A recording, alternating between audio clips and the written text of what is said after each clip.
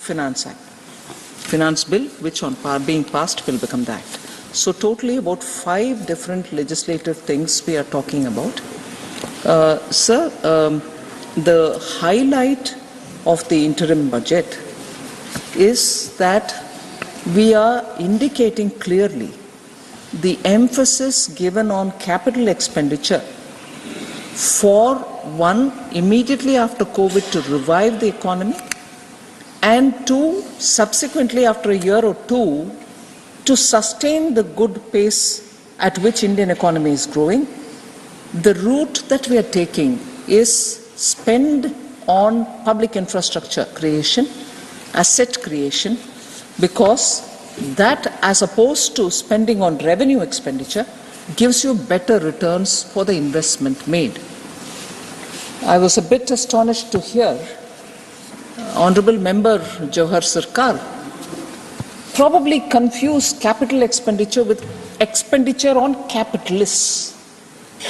So I'm sorry, capital expenditure is spent on creating assets which can be used by all citizens equally, and their common infrastructure which improves the ease of living for everybody and gives access to farmers, access to small manufacturers to reach the nearest port of call or railway station or market yard in a better way, in a smoother way, in a short time.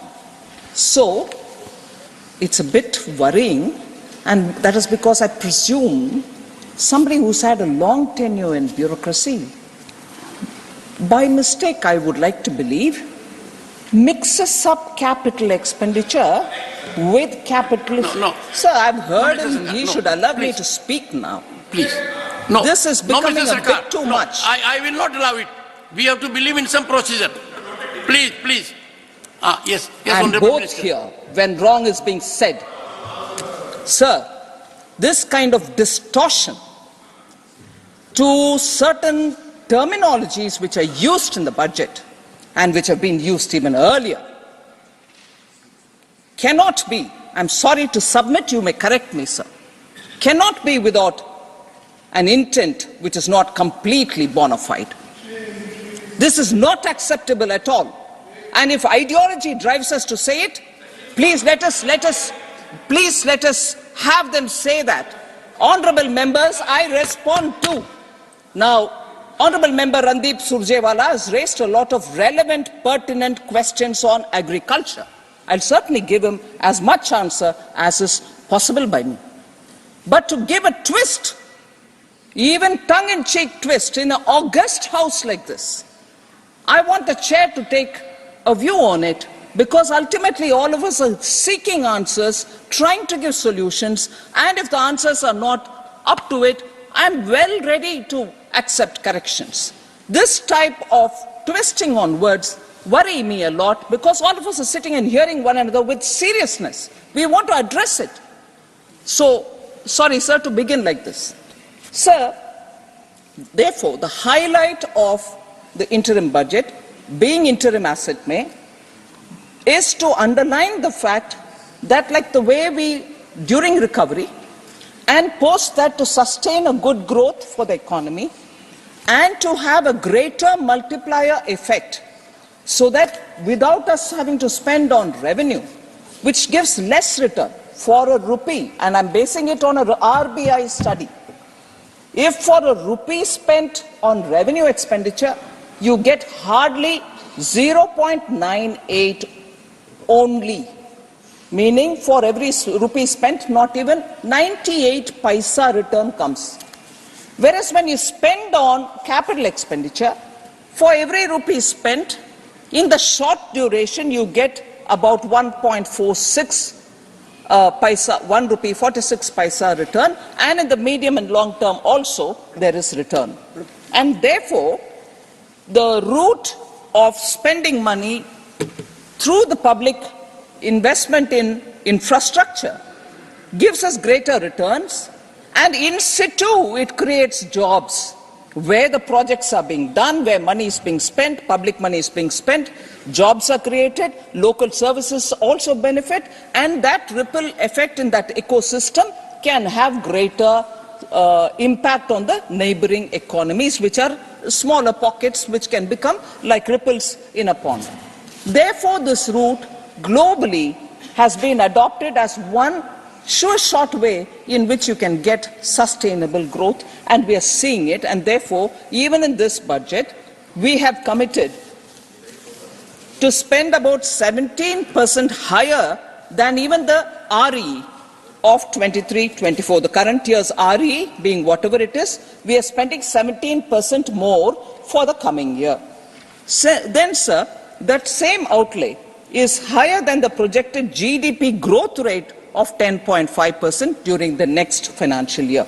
So if you're projecting a GDP growth rate, the growth in the capital expenditure for creation of public infrastructure is growing faster than the real GDP growth itself, or the projected number.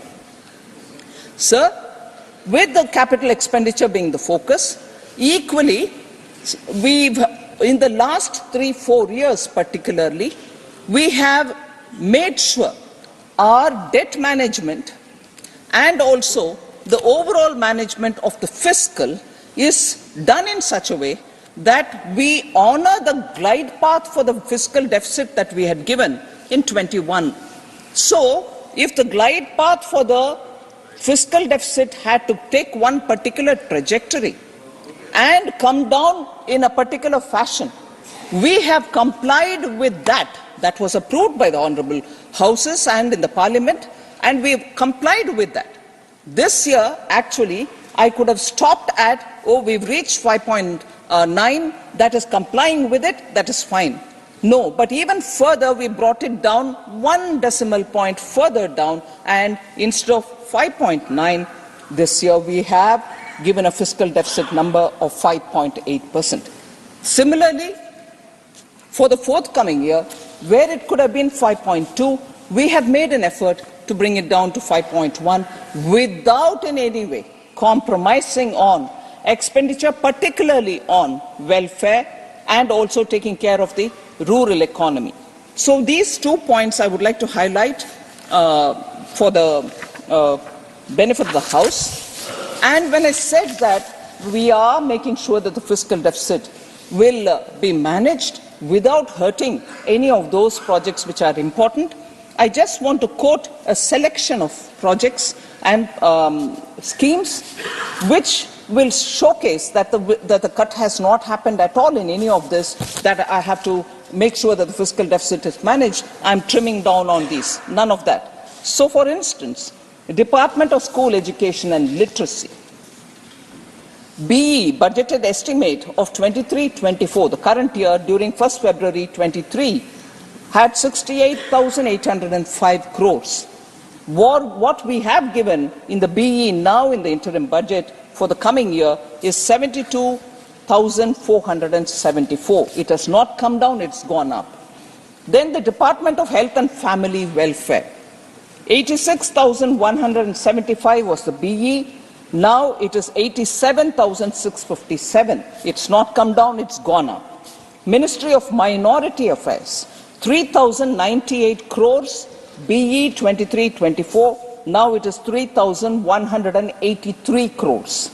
Department of Rural Development, which is so significant for many of the rural-based projects, 1,57,545 crores in the BE 23-24.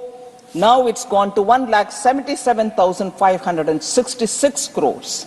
Tribal Affairs, 12,462 BE, 13,000 BE now.